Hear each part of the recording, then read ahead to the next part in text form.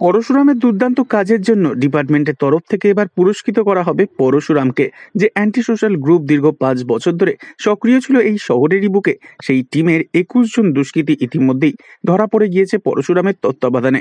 তাই অফিসের সকলেই ভীষণ খুশি, বলরাম থেকে মায়া এমনকি সৌরভ সকলে। তবে পরশুরাম ভীষণই চিন্তায় পড়ে যায়।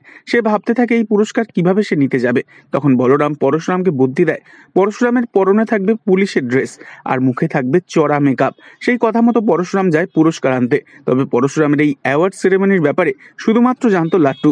লাট্টু বাড়িতে টিভিতে দেখতে থাকে সমস্ত প্রোগ্রাম। পরশুরামকে পুরস্কার নিতে দেখে সে খুশিতে আনন্দে হাততালি দিয়ে ওঠে আর বলতে থাকে, আমি জানতাম পা, কারণ তুমিই জিতবে, কারণ তুমি হলে সুপার হিরো। ঠিক তখনই তটিনীর সন্দেহ হয়। তটিনী লাট্টুকে প্রশ্ন করতে থাকে।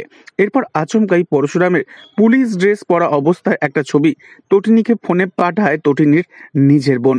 আর তটিনীর সন্দেহ আরও জোরালো হয়। তবে কি পরশুরাম ধরা পড়ে যাবে তটিনী এবং ওর পরিবারের কাছে?